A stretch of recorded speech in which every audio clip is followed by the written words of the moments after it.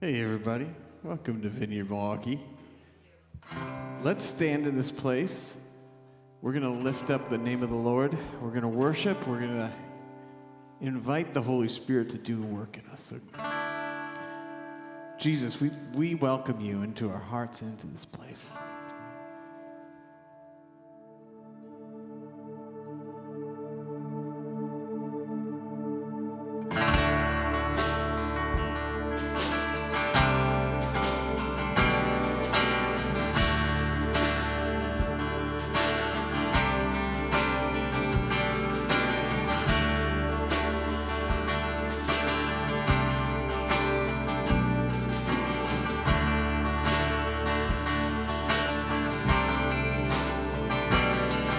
Make way for the King of Heaven. He is rising like the sun.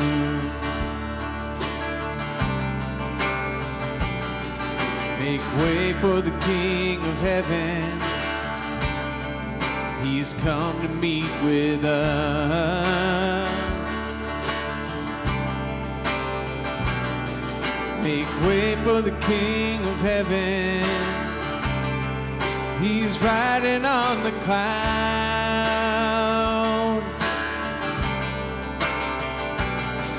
Make way for the King of Heaven. He's coming for us now.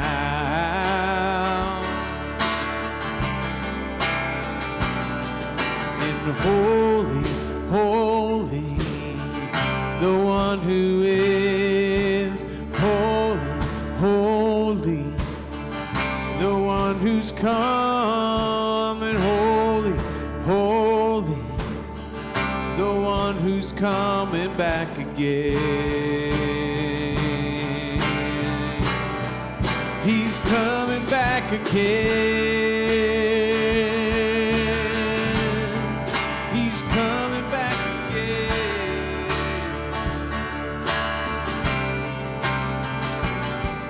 Make way for the King of Heaven. He's coming for his bride.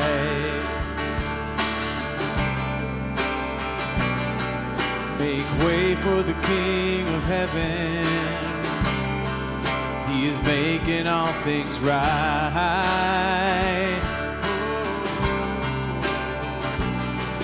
Make way for the King of Heaven. There is healing in his way.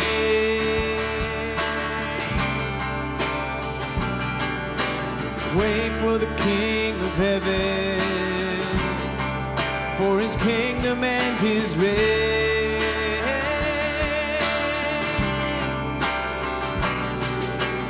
Holy, holy, the one who is holy, holy, the one who's coming, holy, holy, the one who's coming back again.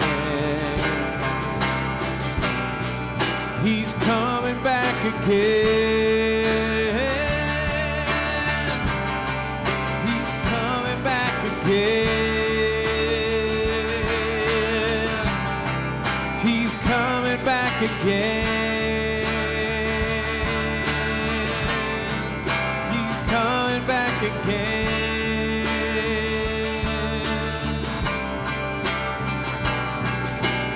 Rise up, rise up. It's the song of heaven. Rise up, rise up. Join the song of heaven. Rise up, rise up. It's the song of heaven. Rise up, rise up. Join the song of heaven. Rise up, rise up. It's the song of heaven. Rise up, rise up. Join the song of heaven. Rise up, rise up. It's the song of heaven. Rise up, rise up. Join the song. Holy, holy, the one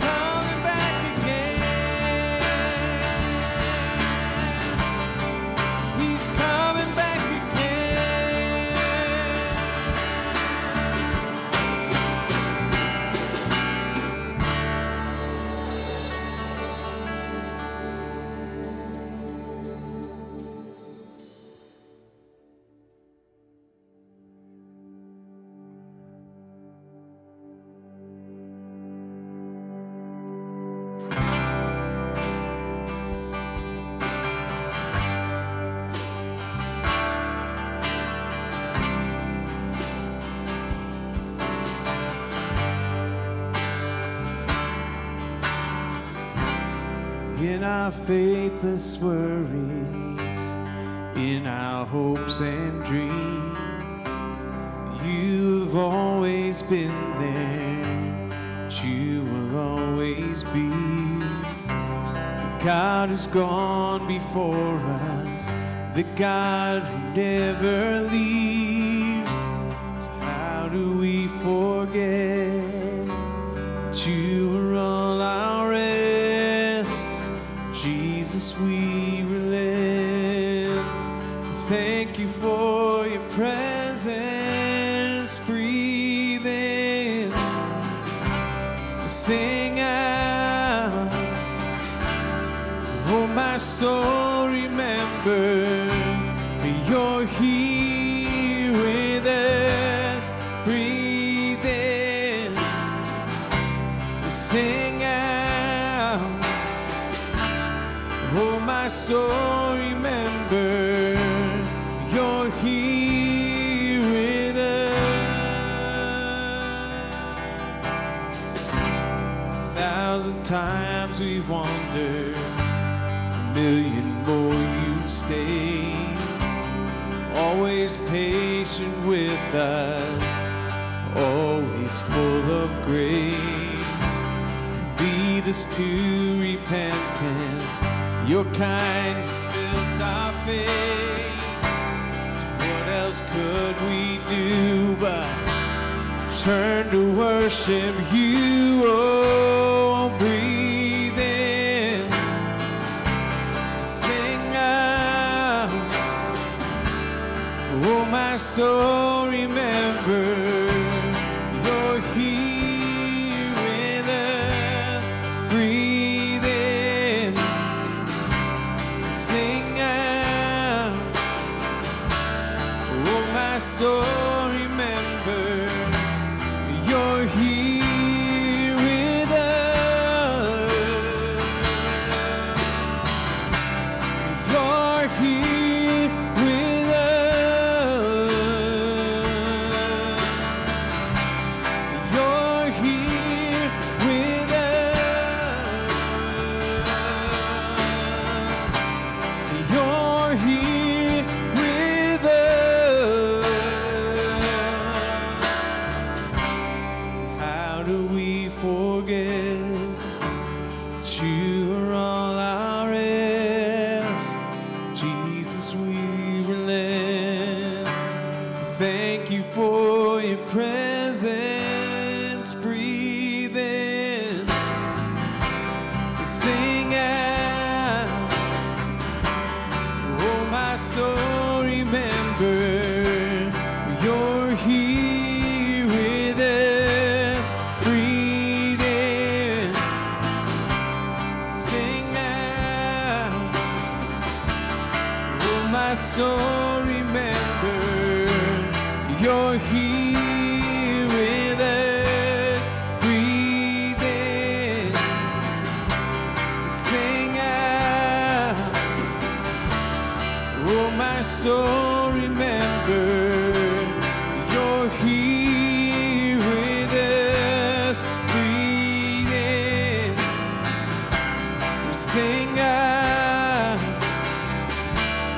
Oh, my soul, remember you're here with us.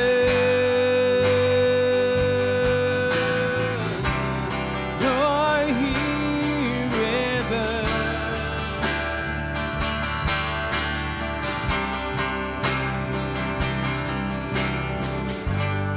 Breathe in, sing out. Oh, my soul, remember you're here with us. Breathe in, sing out. Oh, my soul, remember you're here with us.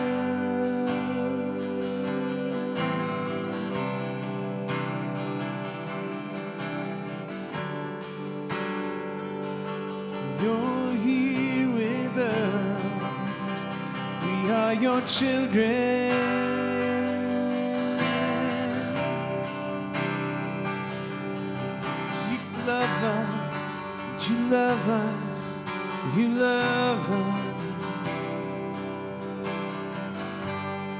breathe in, sing out.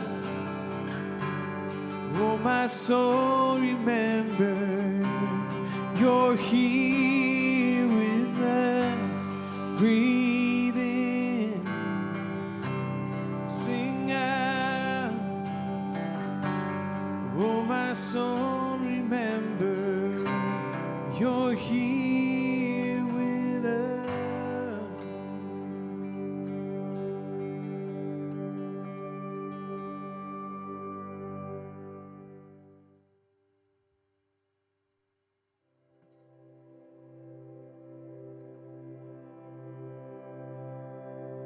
Let all things rise and bless your name.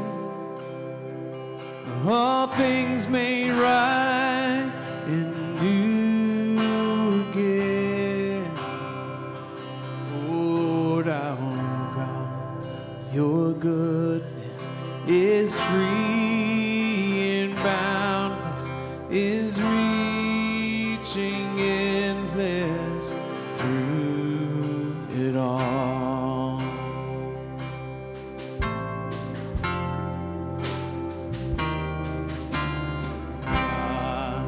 How beautiful your holy word that formed the worlds in such goodness. Oh, the shame that we would spurn it all to turn and fall into darkness. God will sing how through your Son you turn this loss and hurt into glory.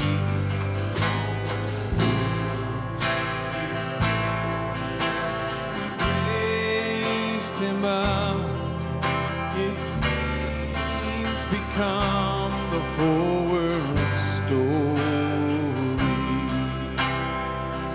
Let all things rise and bless your name. All things made right and new again. Things for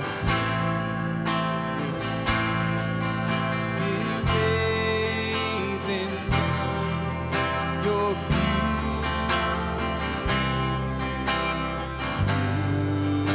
It all.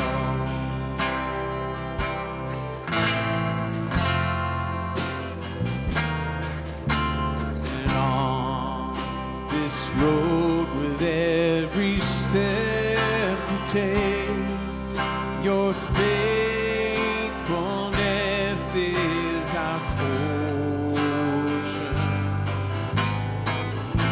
You prepared a city bright and fair, whose gates forever stay open.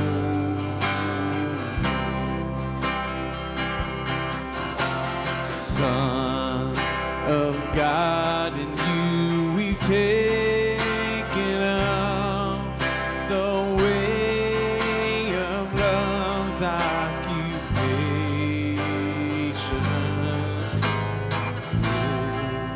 The joy to share in your reward, the cunning turn through creation. Let all things rise and bless your name. All things made right and new again. Let all things rise and bless your name. All things made right and new again.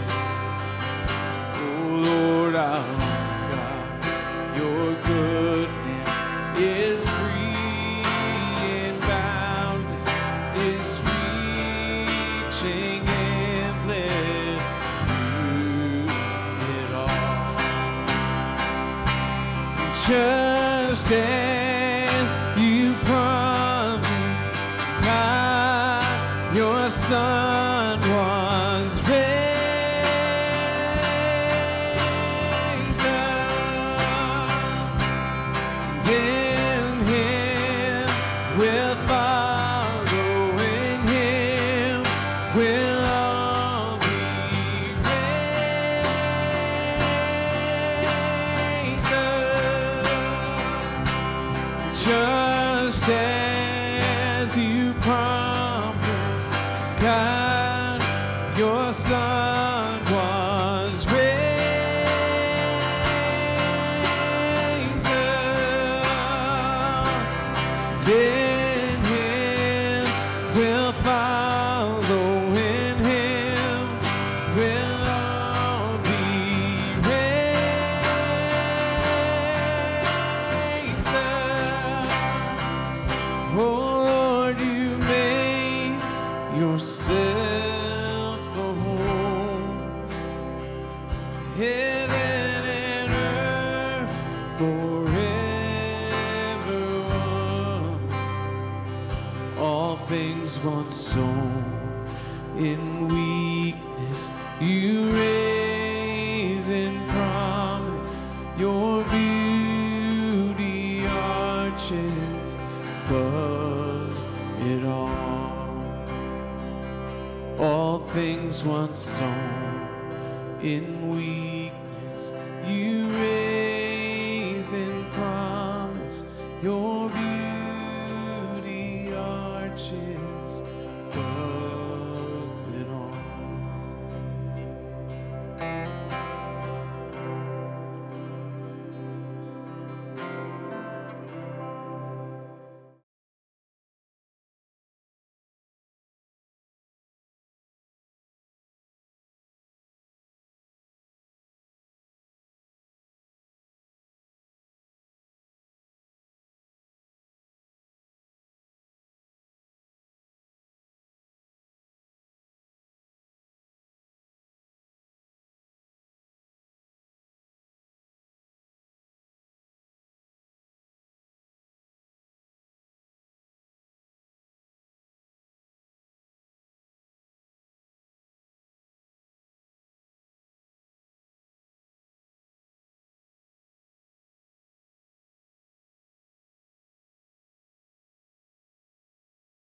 In our bodies, in our heart, in our minds, we'd feel your light and your healing, your goodness, your mercy. It's the cleansing of our hearts, the restoration of our whole being, Lord. Just say, come, Holy Spirit, we just need more of you.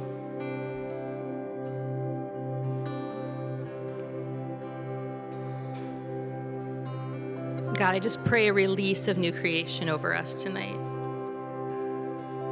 In Jesus' name. You can have a seat. Thanks for being here. I just have a few announcements. Thanks for, adjusting with us. We've had a lot of sicknesses going around, and as many of you know, Joanna was meant to preach last week and was sick, and we were on an airplane, and she's like, I don't think I'm gonna make it. I'm called Greg, and he pivots. And so if you were here last week, you had the privilege of catching a little bit of the Gather 25, which was the global church gathering together to pray and worship. And there was many great speakers, and I think Wendy has watched all of them. So if you want any advice on who's worth listening to, I would talk to her. But I just have a few announcements of some things coming up. I know I've shared with you guys for several weeks that we're starting a limited series group based on the book called Steps by John Ortberg. And we're going to start that not this Tuesday, the day of tomorrow, but the following Tuesday. And the first meeting's just going to be a Zoom meeting. And this will just be an opportunity for those of you who are still kind of on the fence, if you want to join us and find out a little more detail, like how often we're meeting, what all is involved, to get some more information. And for those of you who've already said, yeah, I'm in, we'll have a chance to kind of lay out our schedule, and you'll know what to do to be prepared. And this is going to be, this group's going to meet every Tuesday, but every other week's just going to be online. So it's a little less of a commitment in terms of your travel time. And I believe the time is going to be from 7 to 8:30 on Tuesday nights. So if you come to the first Zoom meeting, we'll get you more information about where we'll be meeting and get you the Zoom link, and you can get the book, and we'll be all ready to go, okay? So that's coming up. The other thing we want to let you know about, I know some of you, we've been in a lot of transitions in our church, kind of transitioning to a new service time, and as you know, Greg has been sort of doing double time in both our local vineyards here in the Milwaukee area, he's getting old. Sorry, Greg, but I mean, we're about the same age, and I get it. You don't have the energy you did when you were young. And so he is going to be transitioning to just predominantly leading worship at Grafton. And so although he is not leaving us, he's still in our lives, and we'll be doing lots together in the future. So we're not saying goodbye to Greg as our friend, but he will not be officially our worship pastor. He'll be transitioning out of that role. And so Dave has volunteered to step up as our volunteer kind of worship ministry coordinator. He's not filling in as our new worship pastor, so, but he'll be kind of working with like our other Greg and Joanna and John and all our worship teams and Hannah, and creating some teams and kind of just coordinating that. And so we'll just have our amazing musicians all work together to fill in. So large feat to fill, but I think we'll be okay. We have amazing musicians here, so I'm not worried. And God will provide what we need. But we want to celebrate Greg and Heather and the many years of service they've given to our church. You know, when they started with us, there was just a few of us meeting in our house at the time. And a space opened up, and they really just helped us, having been working in the church for a long time, help us kind of get started in our new space. And we just really want to honor them and celebrate them. So we're going to have a sort of celebratory, group Thanksgiving party, I guess you could call it, on March 30th. So it's the last Sunday in March. We're going to have a potluck following the service. So we'll have a time of worship. We'll have our regular service, maybe a little shorter. And then we'll do what we did last time and move into the large kids space. And that way your kids can run around and play. And it's going to be a soup chili theme. So I'd love for many of you to agree to bring a pot of chili or soup. And then those of you who are not soup people can bring along some bread and appetizers and salads and things like that. So this week in your newsletter will be the sign up for that. So sign up that you're coming and what you might be able to contribute. But make sure you're there that night, okay? Because we want to pray for them. And also, as many of you know, Chloe has stepped in as our children's and youth ministry coordinator. And although we did pray for her spontaneously about a month or so ago, we want to, again, just have an opportunity to come along and pray for her. And so it's an important night. And so we really want everyone to be there. So put it in your calendar if you're in town, March 30th, to plan for that. And I think those are the primary two announcements that I wanted to give. And so I'm going to invite up Joanna Love. And her voice is struggling a little bit, so just be praying for her as she's talking. But we prayed for her for the service. And as all of you know from probably your own life experience, in our weakness, the Holy Spirit really shows his love and strength. And so we anticipate that the Lord has something for you personally tonight through Joanna's message. So let's welcome Joanna up.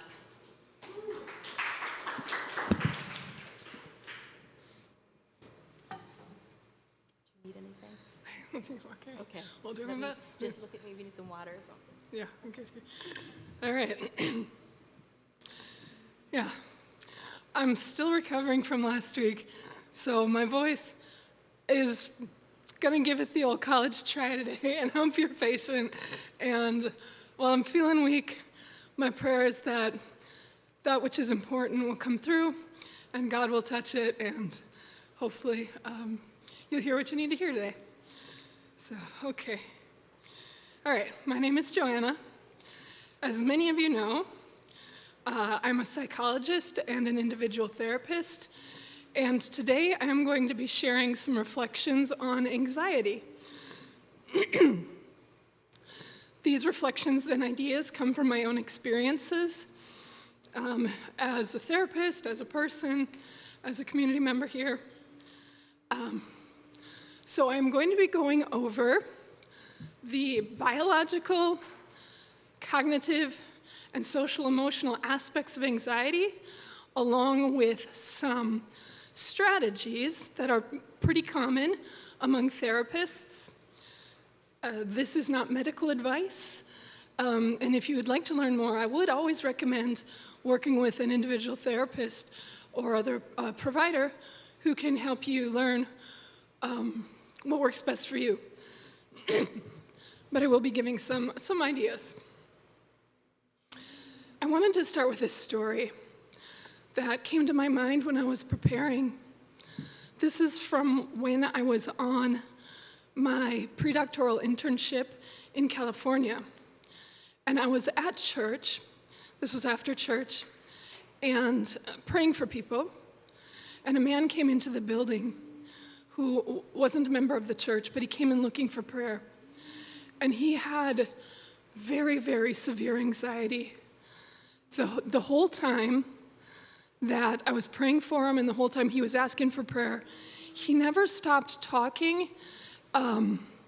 He never stopped going through this list of obsessions and compulsions and rituals that he both felt guilty about and regret about, both guilt that he wasn't doing them and regret that he felt this way, and he was clearly in so much distress. And as I prayed for him, well, I knew this was like way beyond any of my expertise or ability as a provider, as a psychologist in training. And as I was praying, what came so clearly to my heart and soul, I knew from God that the thing that God cared most about in that moment was how he was doing, how he was feeling in his heart, in his body. And it wasn't about the rituals or whether or not he should be feeling this way. And even as I was praying, he added, oh, God wouldn't want me to think this way. And I knew that that wasn't what God was worried about, that what God wanted him to know was that he cared how he was doing. And I think that is important for us too, that you remember the creator of the universe cares more how you are feeling in this moment and in every moment after this, forever and amen. Okay. All right. Anxiety is a human experience. It is primarily biological in between our brains and our bodies, but we primarily feel it in our bodies, right? When we feel it in our bodies, our hearts beat fast, we're fast breathing, our muscles tense, our stomach hurts, sometimes get headaches, right? It is a connection between the brain and the body. So when that happens, something happens that causes us to feel fear or threat. The emotional places in our mammalian brain, not our human brain, our emotional brain here, turn on, turn up, and our great big human brain turns off and goes offline. And the fear response makes a lot of sense. If you're an animal, or if you're a hunter-gatherer being chased by a bear, right? Your brain mobilizes your body by sending out hormones like adrenaline to help you get out of there as quickly as possible. So your adrenaline makes your heart beat fast. It sends all the blood from your stomach back to your thighs so you can run fast and so you can jump up quickly. And it shuts down your thinking brain so that you're not focused on anything except for getting out of there. You gotta hit the bricks, right? and you're focused exclusively on survival, and this is what we call an adaptive response. It makes a lot of sense when you are running from a wild animal with big teeth, right? And it is helpful survival mechanism.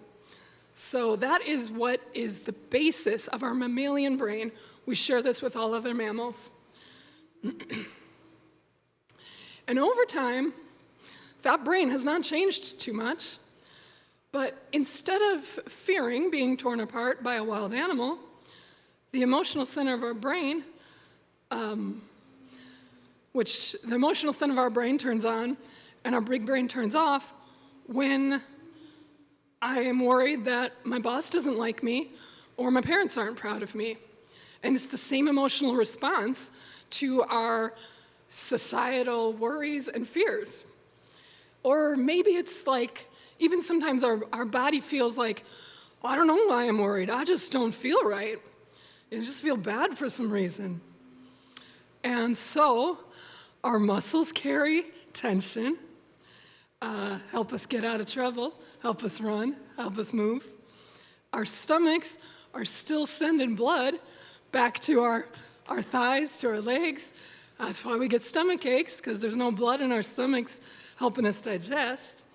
And our heart beats so fast sometimes that we feel like we can't even breathe at all. And that's survival. But we don't need, most of us aren't in a place where we need to survive. But we call this our fight or flight response. So even though we're having normal worries in our normal day-to-day context, we're still responding in our bodies like we're being chased by animals. And I think most people probably, in our fight or flight responses, I think most people probably go into flight mode, just get out of there, this situation is uncomfortable, I gotta move. And how do I escape? How do I get out of here? But some people do go into fight mode. Think about road rage. Whenever I see road rage on the highway, my thought is, wow, they must be scared, you know? Something must have happened that made them feel real scared to get that mad, right? So, but the one thing that non-human mammals do, because we're mammals too, like the gazelle running from the lion, when the gazelle finally gets away from the lion, they lie down. And they allow that stress response to reset. So the adrenaline comes down, they're resting, they're breathing, and that cortisol comes up. And what the cortisol does is it turns on what we call the rest and digest mode, which is kind of the opposite of the fight or flight. And so now the animals do this naturally.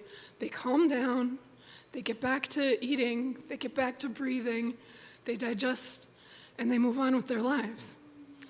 But humans, we don't do this very naturally. We have to learn it.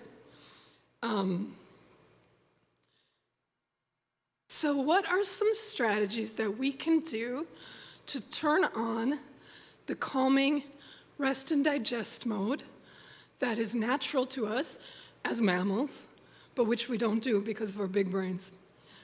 Well, we have in our bodies a nerve, we call it the vagus nerve, and it goes from our brains down to our stomachs actually. It's our longest nerve in our body, connected to our brains.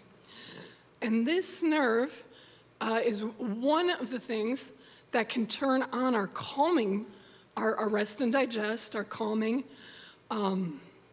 abilities. And it does this through a number of different ways, which many are actually quite natural. We don't notice that we're doing. But if you learn about them, then you can use them more intentionally. So, for example, many of us have probably heard about deep breathing, right? This is probably the biggest way to calm our bodies down from stress and anxiety in our bodies from our brains. So this vagus nerve goes all the way down here, and it comes down here. The lower belly, or we call it our diaphragm down here, So deep breathing is when we stop running this way and we start breathing way down here. And what that does, it actually compresses the nerve down here, and that's why it's effective. So when we deep breathe, we want to breathe way down here. You should actually feel your stomach come out. And then what works, so there's two things. One, breathing from way down here. And two, so we've got the compression, breathing down here. And then always make sure that your exhale is longer than your inhale. So a lot of people like to breathe with counting. There's there's a lot of different ways, but I'll share two of them. My favorite is the breathe in for 3, 1, 2, 3. Breathe out for 6, 1, 2, 3, 4, 5, 6. Because the longer we can extend that exhalation, the breathing out, that actually helps to compress this nerve and slow down our breathing, which allows us to calm down. Other people like the simple mnemonic of the 4-count box breath, where you breathe in for 4, hold for 4, breathe out for 4, hold for 4. Either are fine. There's other ones online. You find what works for you. But deep breathing is one of the best ways to activate that vagus nerve and turn on our rest and digest mechanism. Now, it's not magic. It's not like, well, I was scared and then I breathed and now I'm okay. It's like a thing you got to practice, get used to, and do in more of when you practice it a lot, usually I recommend practicing it when you're calm so that you know how to use it when you're not calm. It can be really effective over time, but it's a skill, it's a practice, it's a tool. So other things now the vagus nerve is very, very cool, because remember, it's all the way down, and so it hits different points in our body. Other things that activate that rest and digest through the vagus nerve, talking, singing, chanting, these things activate this throat to face to nerve combination. They're really effective. Why do we sing? Why do we play in bands? Why do we talk to each other? All those things are super effective. Chanting, monks have been doing that for years. It's very, very effective at calming our bodies. Other things, yawning, sighing, other kinds of good breaths, right? Rhythm, rhyming, rap, poetry, all those things, anything with a rhythm, very, very effective at turning on our rest and digest, the calming down, the movement, dance, those things. Dawn of time, right? People have been moving, dance circles, drum circles, all those things, very, very effective. Rocking, yeah. Since ever, moms and other caregivers have been rocking babies, right? We kind of know that intuitively. Somehow this will calm them down, and it does. And it calms us down in the process. So that's good. Petting an animal can help stimulate that good touch. Good touch is really important. Oh, and here's one.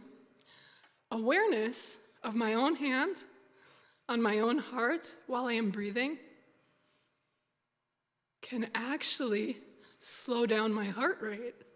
Oh, that's pretty wild. I just learned that one. Pretty cool, right? So these are some of the physiologic strategies that can help to calm our bodies when we are feeling really anxious. And I'm starting with the biological because our brains are in our bodies. This is really important. Oh, and by the way, biological, cognitive, social, emotional, they're all spiritual. This is all like the same, spirit in our bodies, in our minds, in our emotions. So it's all spiritual. So it's really important to pay attention to all these things. And I think that the body is really important and sometimes gets missed.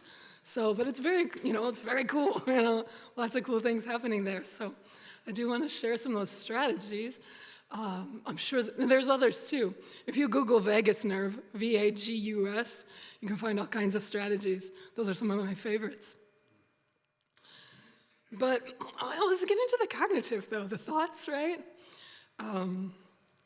Also biological. Because most of us aren't running like gazelles, probably good to get a little movement or exercise in as well to help us get those stress hormones out of our body, So they're in our body, and a little bit of movement, a little bit of exercise, a little bit of sweat can really help those stress hormones get out so that they're not sticking there. So thoughts, cognitions, big brain stuff. Because this makes us different from the non-human animals. Biologically, we're pretty similar. But we have the ability to sustain anxiety through worry indefinitely. So while animals lie down and get calm, start eating again, we can lose our appetites, get stomach aches, get headaches, worry, stay up all night, right? And that makes us human, but it's not helpful. So, we think things like, what if that thing I just went through happens again? Or what could happen that I don't even know? I can't even predict. Or what if this thing is out of my control? What will I do? What will I think about? So we think about these things. We ruminate, we worry at night, we stay up, we don't get sleep, and it's not of the things that are unknown and not in our control. What's in our control? Not a whole lot, right?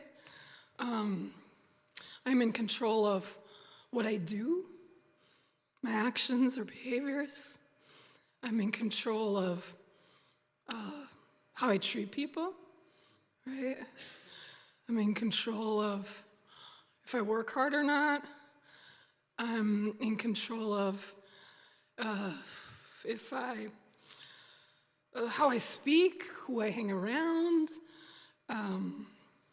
what kind of content I'm scrolling on my phone, how often I'm on my phone, when I'm on my phone. I can't think of really much else that I'm in control of. Not so much. And that's the reality. I'm not in control of the world around me. I'm not in control of my health. I'm not in control of how other people feel, how other people treat me. I'm not in control of what could happen tomorrow or even later today, right? So when Jesus says, do not worry about tomorrow, because tomorrow's got its own trouble, and today's got plenty of its own. That's the truth, right? I got plenty of trouble today, and there's going to be more trouble tomorrow. But I do think the idea here is instead of worrying about tomorrow, which is out of our control, if I think about what's in my control today, it's like do what's in front of me, right? Like what is in front of me to do today? What's my task for today? What's my job for today? Who can I serve today? That is in my control. And if I pay attention, if I move my attention from what's out of my control to what's in my control, then I won't have to be so worried about what's out of my control, right? So we do have a little bit of ability to start to manage what our thoughts are. We don't, like I said, we don't really have control over our feelings. They come up. They're part of our, emotional brain, which we really don't have a lot of control over. except through our body sometimes. But we can learn to become aware of our thoughts. And in learning to become aware of our thoughts, to pay attention to what thoughts we're thinking, we can actually learn to change them by becoming aware, challenging them, changing them, sometimes replacing them. So I'll share 2 different approaches that are cognitive approaches, managing our thoughts, cognitive thoughts. The first, probably the most common, is the cognitive or cognitive behavioral. So in this approach, like I said, we can change our thoughts by becoming aware, challenging the ones that aren't helpful, and finding strategies to challenge and replace. These are sometimes, I like to think of them as just unhelpful thoughts because they don't work for us. But they're usually automatic. The unhelpful thoughts are usually automatic. They come up, part of our worries. If you look for this online, it might be called something more like cognitive distortions is usually pretty common today. Back in the day, they were called maladaptive thoughts. And even before that, they were called irrational thoughts. But I think it's more helpful to just think about, are they working or not? So mostly they're called distortions, because distortions are not quite right. And then we can change them. So there's lists. You can look them up, cognitive distortions. But here's an example. Very common one. We call it catastrophizing. Catastrophizing is when, seeing the worst possible outcome from any given situation, and usually thinking this small thing or this moderate thing is probably going to become something huge and catastrophic. So let's say I'm at a party, or meeting some new people, and I say something weird, or I think so, and I feel awkward. And I'm thinking to myself, oh boy, I just said a weird thing. I'm feeling awkward. Everyone can tell I'm awkward. If everyone can tell I'm awkward, they're not going to like me. If they don't like me, I'm not going to have any friends. If I don't have any friends, I'm going to be isolated. I'm going to be alone. And then eventually, if you follow it, the downward spiral, I'm going to end up alone in the woods, surrounded by wolves. That's going to be my end. Because that's really where you got to follow it. It's like, where's this catastrophe going? But, so in cognitive therapy, what we do is something called, like, here's one strategy for dealing with something like a cognitive distortion. We call it looking for evidence is the strategy. So what you do is you take a look at your thought, like, oh, I said an awkward thing, nobody's going to like me, I'll have no friends. And then you look for evidence. Like, what is the evidence that I will have no friends? And what is the evidence that that's excessive, or that doesn't make sense, or it's probably unreal? Can I challenge this? Well, knowing that it's a cognitive distortion, I can be like, actually, knowing that this is a cognitive distortion, I can change it, I can challenge it.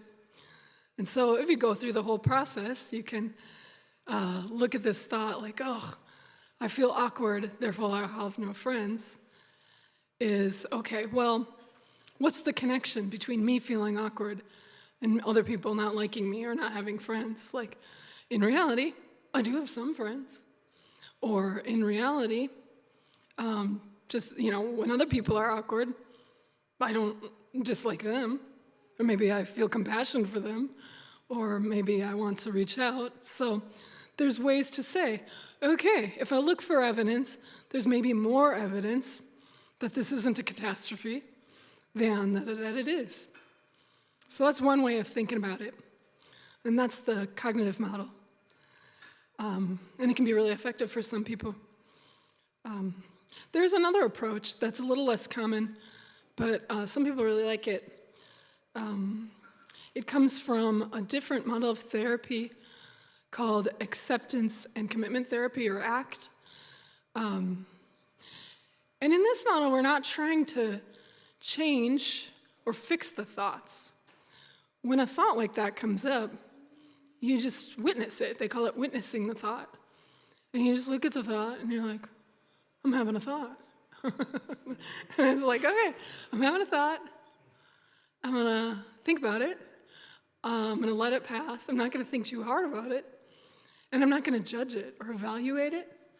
So instead of thinking in this way, that's like, oh, that's a bad thought, I got to change it. Or it's an unhelpful thought, and I got to change it, which is fine. You just say, I'm having a thought, and I'm going to let it pass, see what happens. And, it's a little bit more stoic. I don't think some people really like that. And I think like different people are drawn to each approach. But what happens with the witnessing a thought, the idea is that we're not reacting so emotionally to it. It changes the emotional reactivity. And you become aware of what's in your mind and what is causing those strong feelings. So you're like, oh, this is a thought about other people. You think about the content of it. This is a thought about other people, and I'm worried about that. Well, I'm becoming aware of it now.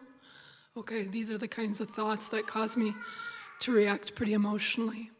So I can look at that and pay attention. Okay.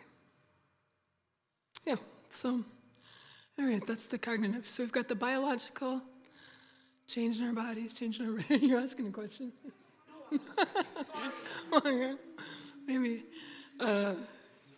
The cognitive, thinking about our thoughts, becoming aware of our thoughts can be really helpful. Becoming aware of our bodies, too, really helpful. But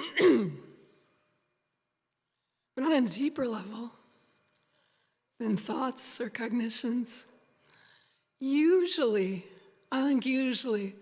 anxiety reflects some underlying feelings, underlying beliefs that are below the thoughts, below the cognitions. And sometimes anxiety is really a sign that deep down, there's a change we want to make. Something maybe we long for, something we hope for, but something that's hard to do because I know that I need to take an action if I want to make change. And that can cause me to be anxious in my body because if I don't feel ready to make a change, to take a leap or make a hard choice, it might be easier to stuff it down and tell myself, I'm okay, I'm fine. But where emotions come up, it's in our bodies. And so even if I'm saying to myself, well, I don't want to make that change, unconsciously or kind of under there, like, I don't want to think about it. Sometimes my body will know. If something needs to change and I know that I need to change, it'll come out as anxiety and it'll come out in my body and I'll feel it. And that might be panic. It might be panic, might be anxiety, might be worry at night, might be lack of sleep. But if something needs to happen for my own emotional freedom, it will come up. And that's a good thing. And even though anxiety feels really bad, it can be our first signal from ourselves to ourselves, from our bodies to our minds. All right, I gotta do something here. So maybe I'm stuck in a behavior that isn't good for me, or maybe I'm in a relationship that I know isn't right, or maybe I'm doing too much to try to please a specific person, or trying to make one person proud, or trying to make everyone proud, or I'm afraid I'll let somebody down, or I'm procrastinating because I want this task to be perfect, and if it isn't perfect, I can't start. So I can't start because as soon as I do, it might be just okay.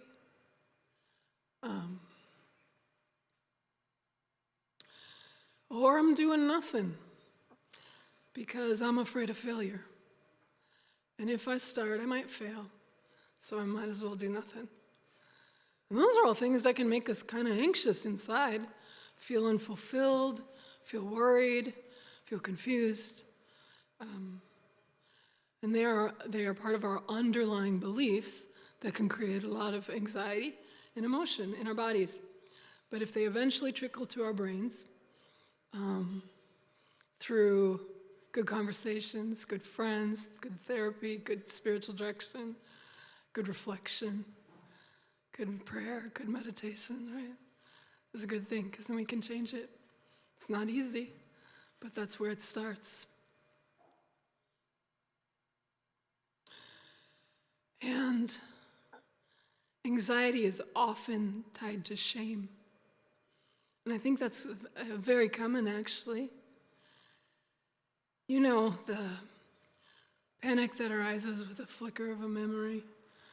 You know, something happens, you feel uncomfortable, you remember something, and you're like, oh, and I'm racing hard and anxious, not sleeping.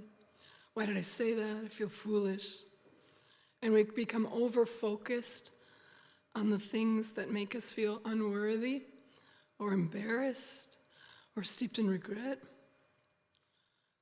And when we are anxious, we are most likely to experience threat. So this is that cycle. So I'm feeling unworthy.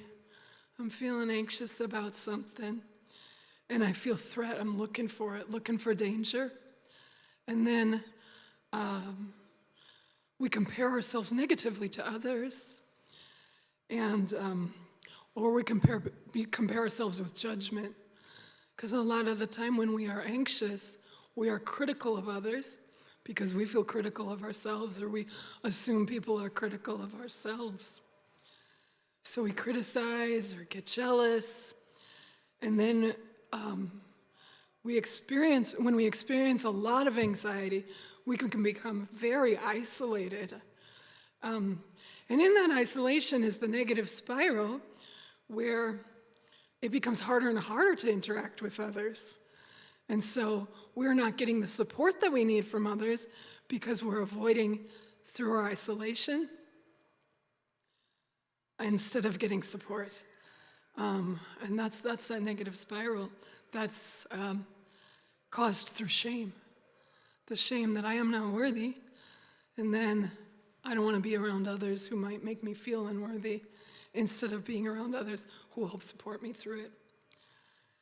And the way to get out of that cycle, the antidote to shame is belonging. So it isn't like powerful self-talk, power stances, positive self-thinking. You know, those things may or not be helpful, but really on the whole, like the antidote to shame is belonging. Because when we feel shame, but we have belonging, then we can know, even though I don't feel worthy, I got this group of people who loves me anyway. You know, that's grace, right? Belonging is grace. Community is grace. And we need that. So what do we do with shame, with all these difficult feelings, with our need to change, with our need for help, with our need for support? It is get connected.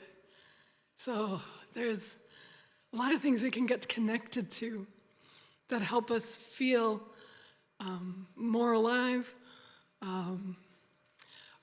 breaking the cycle of shame, breaking the cycle of anxiety. First of all, I'll actually say, get connected to your own self. This includes that connection to your physical body. Things like taking good care of your body, feeding it what it needs, getting a little bit of movement in, if you can, prioritizing sleep as best you can, understanding what helps your body function well, feel better, taking care of it, drink water. All right. Also, getting connected to yourself is getting to know you. Who are you? What do you like? What do you not like? What brings you joy? What are your values? By values, I mean, like, what's important to you? What do you like to prioritize? What's important that this is a thing about me that I like? The environment. I care about people. I care about justice. I care about hope. I care about, the earth. There's so many things that can be good values, right? And then making choices from a place of hope and desire. What are the things I want for my life? What are the things I hope for me and others?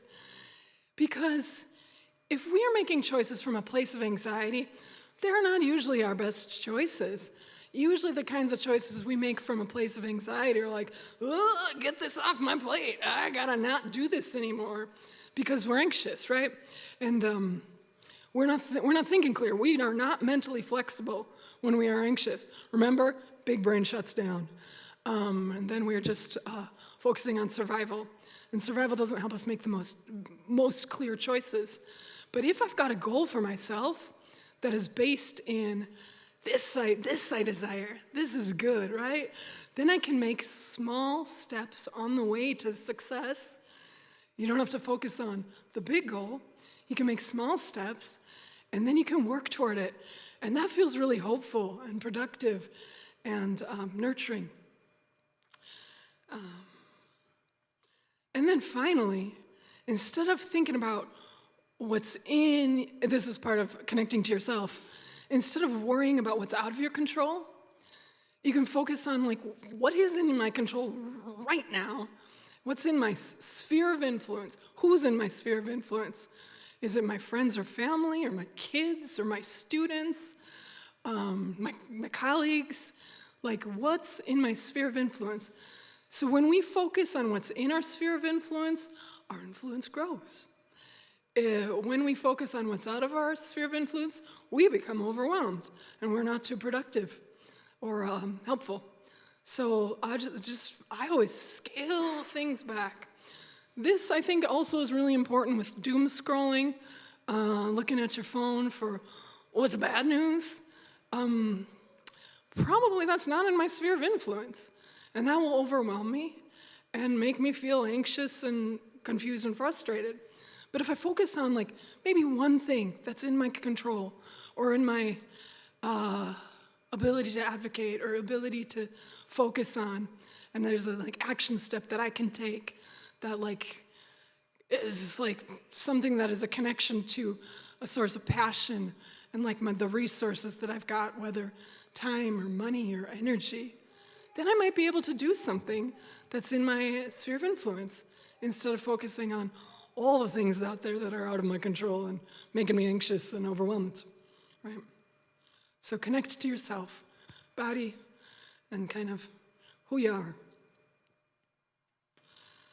Obviously, we got to connect to community too. You know, that probably should have been first, but we got to know yourselves first.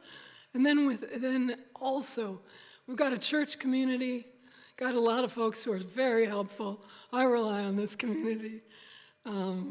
Healthy friends and family are part of my community. Therapy is part of my community.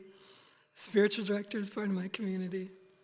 Some people find it very, very helpful to work with a psychiatrist or someone who can prescribe medications. I would say especially if, now I'm not a prescriber, so I can give no medical recommendations about meds, but some people find it very, very helpful to work with somebody who can do an evaluation like that.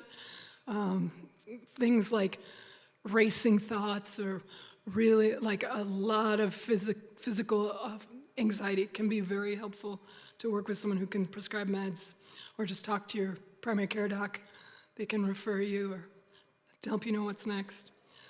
And then part of community, not just receiving, but I mentioned advocacy or pro-social behaviors. So focusing on others is one of the best ways to treat our anxiety. There is research that shows when we are thinking about others, we have greater feelings of well-being than when we are thinking about ourselves, when we are most likely to have negative thoughts. So our most positive thoughts are when we're thinking of others. Our most negative thoughts are when we're thinking of ourselves. So that is just something that I know is really helpful to think about others too as part of the community. Not just what I can get out of this community, which I do, but also how can we give back and what can we give to each other? And that's very powerful. There's also another study that says, this comes out of positive psychology, the single greatest increase in mood comes from thinking of a small kindness for someone else and doing it. And when we do it, that is the greatest, change from, I was feeling like this, now I'm feeling like this. So that's been proven time and time again. So I love that. Think about others, think about what you can do for others, and be part of that community. We got to connect to nature. That is very, very important for our spiritual well-being, our mental well-being, our emotional well-being, our bodies. Find stillness. Great if you can find stillness outside on a nice day, or even looking out a window, reflecting flowers, trees, birds, snow. Some people really like the cold. Appreciate the beauty. Appreciate moments of joy or peace. Find gratitude. Gratitude is a discipline that really can go a very, very long way. Some people love a gratitude journal. Write 3 things every night that make you feel grateful. That is a spiritual practice. It is an emotional and mental practice. And over time, it has dividends. It helps us through our anxiety, helps us through our negative feelings, helps actually retrain our brains and bodies to start to pay attention, to notice the things that are good, right? And also, remembrance. What are the things that have been beneficial in my life, insightful in my life, that have helped me out, a person who's helped me out, or worked with me, or just remembrance of the things that we how did this experience? It benefited me. Or I coped through this I was anxious before, but I coped through it, and I learned how. I can do that again, right? Or I used to be depressed, but I'm not anymore. I got to remember that. There's a story in the Gospel of Mark that I want to share about remembrance and about the bread, about receiving bread. That symbolically, but real. In the story, this happens right after one of those times where Jesus shared all the bread Jesus blessed the bread, the disciples shared it, and everybody got to eat, a whole bunch of people, right? And the disciples picked up 12 baskets of leftovers in this story in Mark. And so they were like, wow, we all ate, everybody ate, this is really incredible.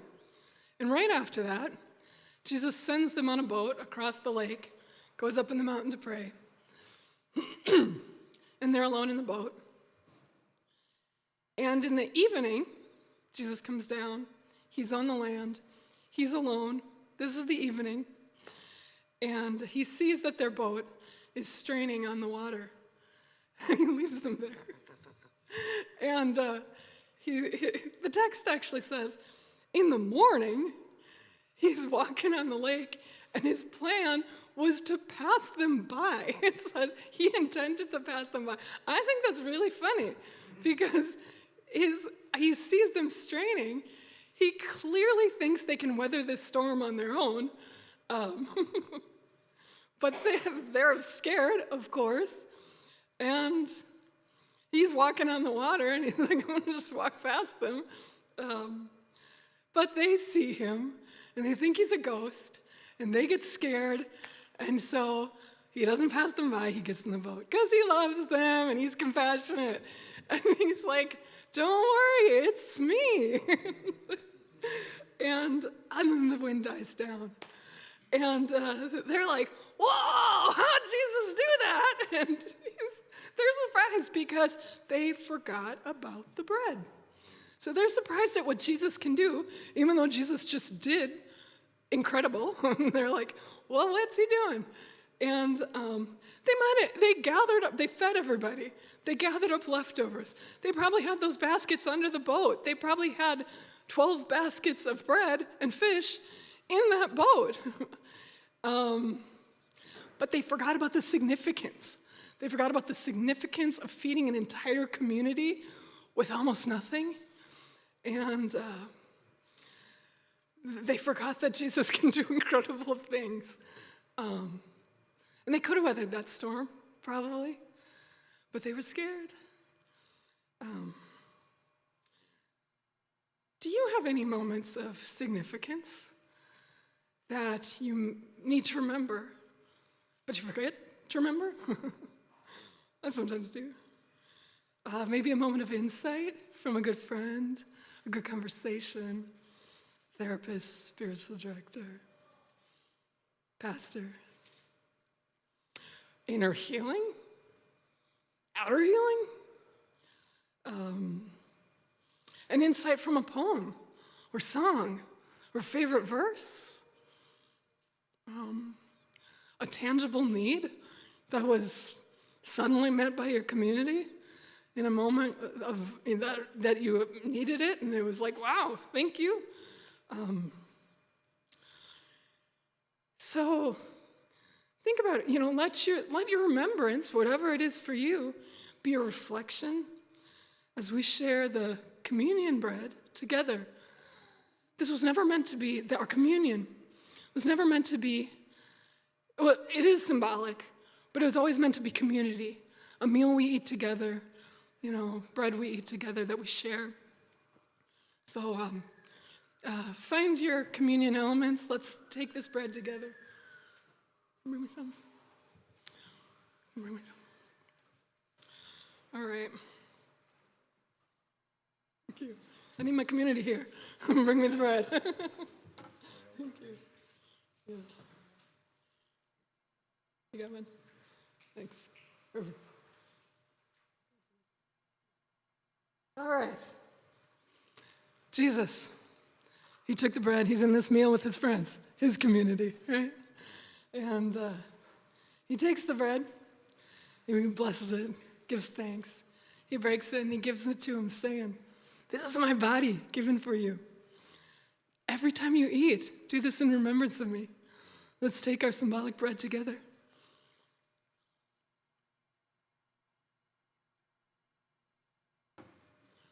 And he takes the cup as well, the cup of wine, and he says, "This cup is poured out for you. It is the new covenant of my blood. When you drink it together, do this also in remembrance of me." Let's take our cup together.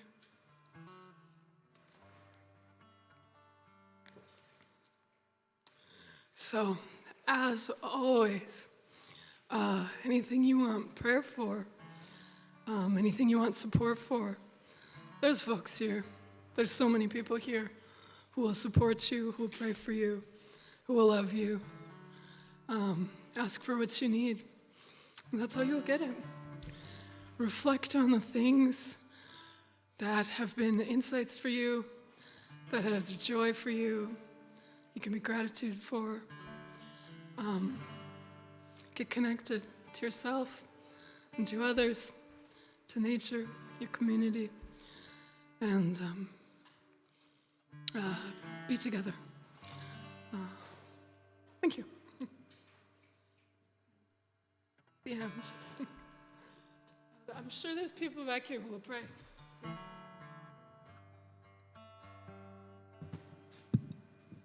Just wanted to highlight one thing that was really highlighted for me.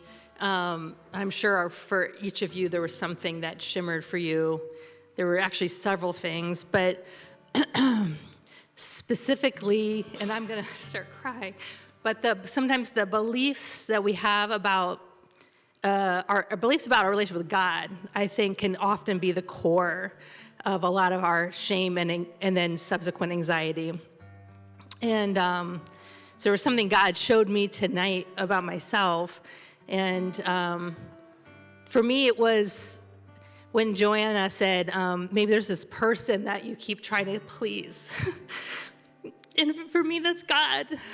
And it's this reality that I'm not realize I've already pleased him. And I feel like he wants to set me free from that.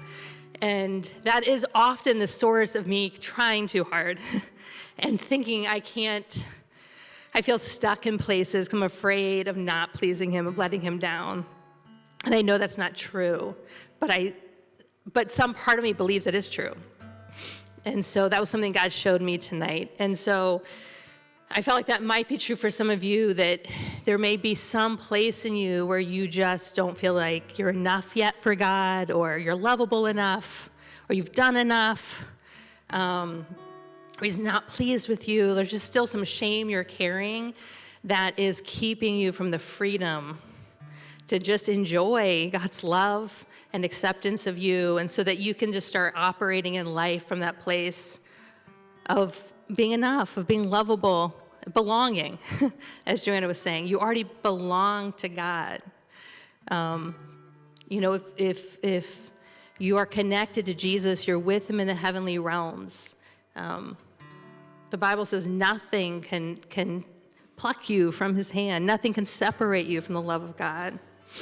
And so if that's something you struggle with, or is just you feel that in your system, still feel something that keeps you separate from God, along with anything else that was highlighted for you personally, but that just, for some reason, I just really felt the Spirit's, his presence on that, like wanting that to be something you experience, that a belief that took root at some point, and the enemy's just put heat on that over the course of your life, that I just feel like God wanted to set you free from that. So if that or anything else was speaking to you, I'll be back by Abigail. You can come, and Joanna's in the back, or anybody nearby you, and just ask the Lord to set you free from that.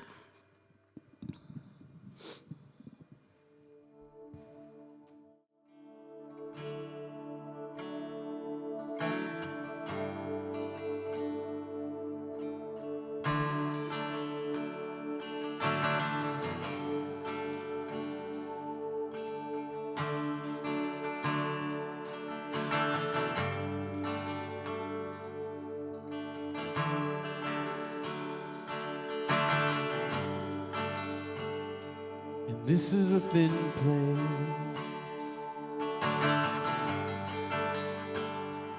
and this is where you meet with us. This is sacred space.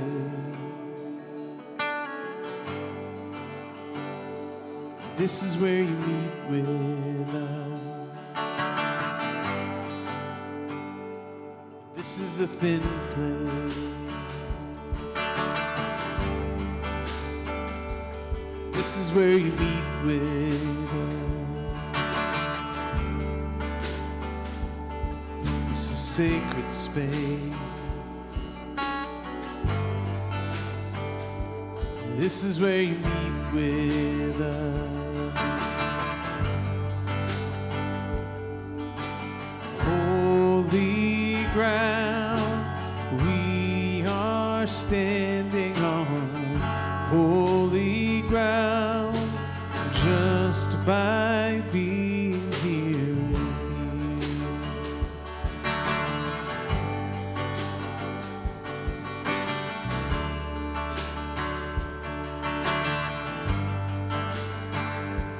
This is a thin place.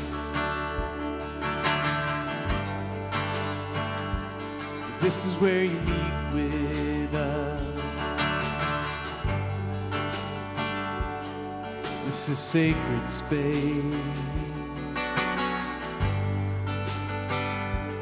This is where you meet with us. Holy ground we are standing on. Holy ground, just by being here. by being here with you.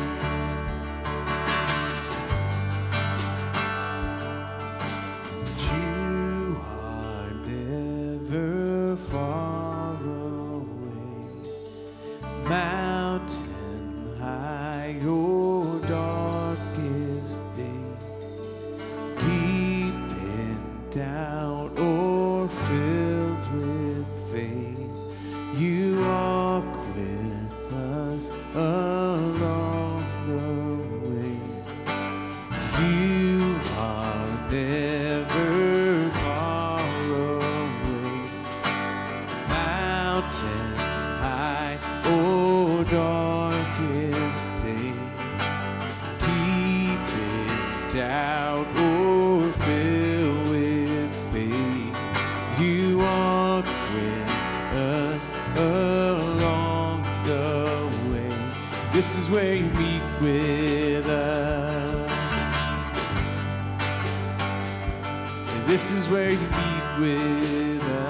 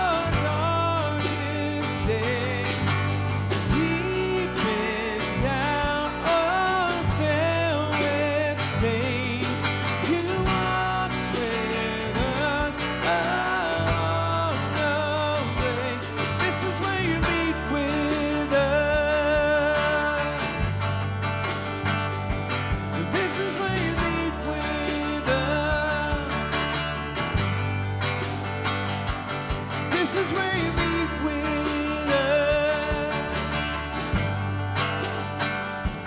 This is where you meet with us.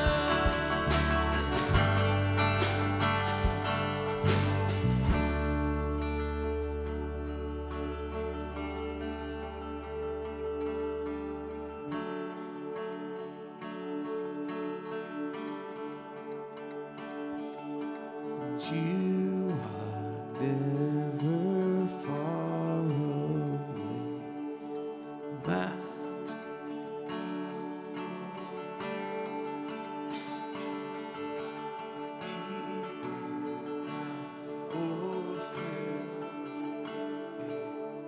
you walk with us along.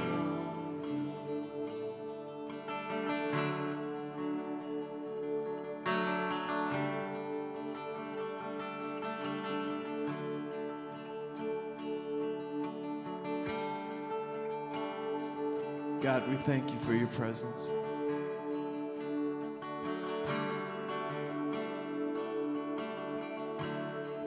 As we sing these songs, you meet with us and transform our hearts. Pray this week you would continue to do that work. And as we breathe out, we would breathe in your goodness and your comfort.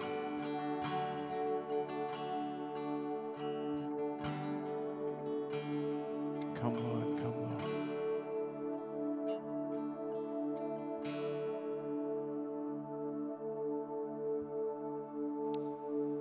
So may the Lord bless you and keep you, make his face shine upon you. As you leave this place,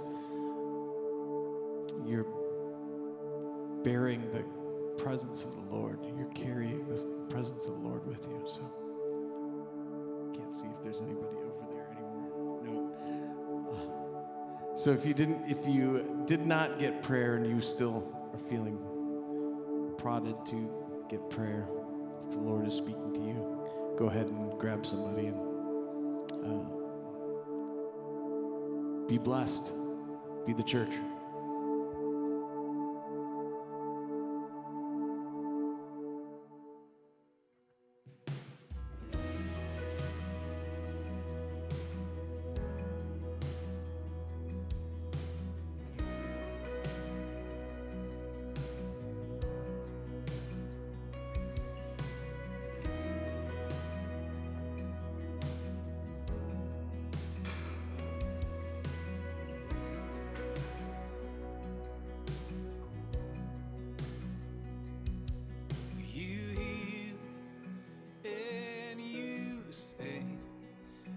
Always give